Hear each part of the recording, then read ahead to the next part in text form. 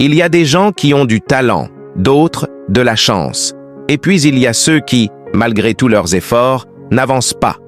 Pas parce qu'ils manquent d'intelligence ou de volonté, mais parce qu'ils pensent mal. Oui, souvent, ce ne sont pas les obstacles extérieurs qui nous empêchent de réaliser nos rêves, mais les murs invisibles que nous construisons dans notre propre esprit. Notre manière de penser devient notre propre prison. Aujourd'hui, nous allons explorer ces murs, ces illusions mentales qui t'empêchent de progresser. Nous allons parler des 3 erreurs de pensée qui bloquent la plupart des gens avant même qu'ils n'aient commencé.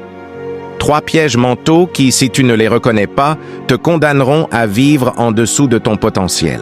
Première erreur, croire qu'il faut être prêt pour commencer. C'est l'une des croyances les plus dangereuses et les plus répandues.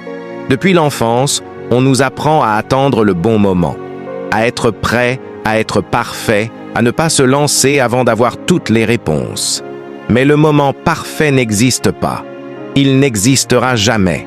Les gens qui réussissent ne sont pas ceux qui attendaient d'être prêts, mais ceux qui ont osé malgré la peur, malgré le doute, malgré l'imperfection.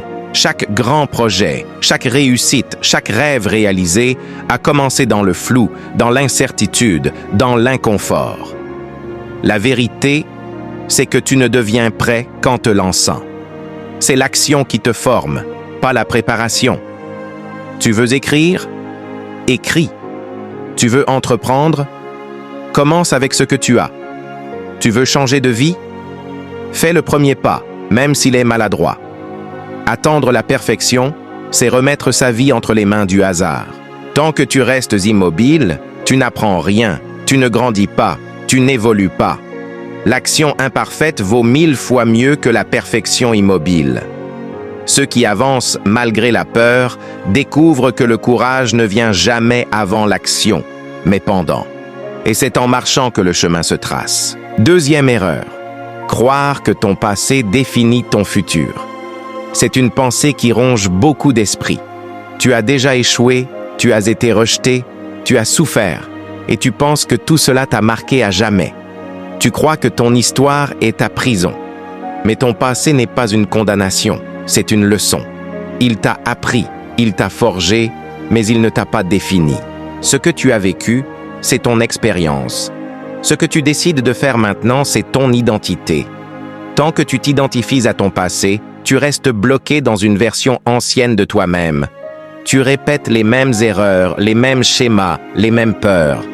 Mais si tu décides de voir ton passé comme un outil plutôt qu'un fardeau, tout change. Regarde les grands penseurs, les inventeurs, les artistes, les visionnaires. Tous ont connu la chute.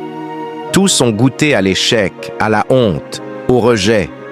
Ce qui les distingue, ce n'est pas la chance, mais la capacité à se relever. Le passé leur a donné des cicatrices, mais ces cicatrices sont devenues des forces. Ton passé ne te condamne que si tu refuses d'en sortir.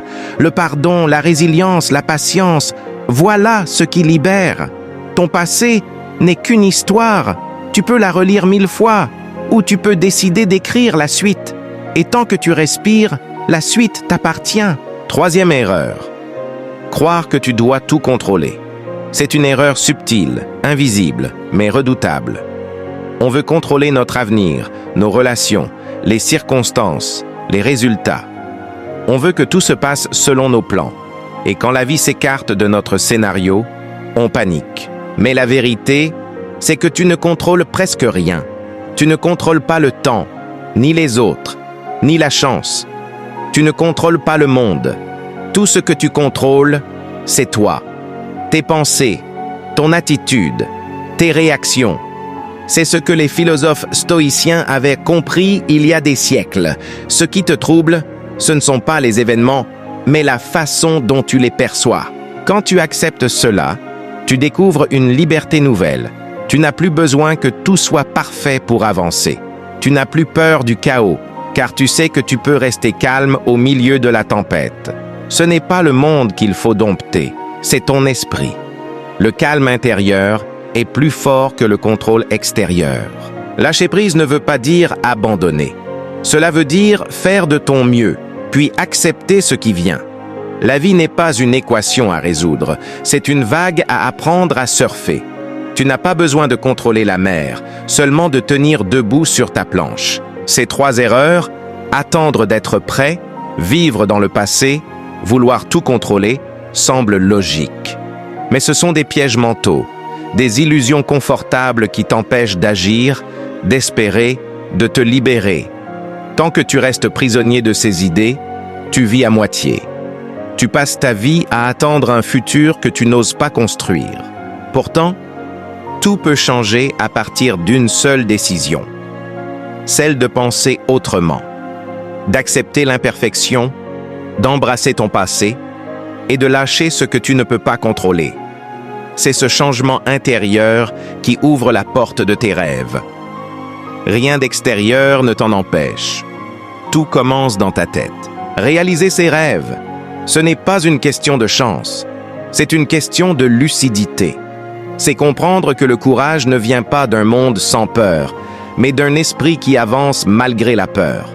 C'est comprendre que la force ne vient pas de tout contrôler, mais d'accepter la vie telle qu'elle est. Les plus grands rêveurs ne sont pas ceux qui ont des conditions parfaites, mais ceux qui ont osé croire encore, même quand tout semblait perdu. Chaque pas, chaque essai, chaque erreur est un progrès. Rien n'est inutile. Tout te construit, tout éduque, tout élève. Le plus grand obstacle à ton rêve, ce n'est pas le monde extérieur, ce n'est pas le manque de temps, ni d'argent, ni de soutien. C'est toi. C'est ton esprit. C'est cette voix qui te dit que tu n'es pas encore prêt, que tu n'as pas le droit d'échouer, que tu dois tout maîtriser avant de commencer. Tant que tu l'écoutes, tu restes immobile. Mais le jour où tu comprends que cette voix n'est qu'une illusion, tout devient possible. Le courage n'est pas né d'un monde parfait. Il naît quand tu choisis d'avancer dans un monde imparfait. Le rêve n'attend pas que tu sois prêt. Il attend que tu oses.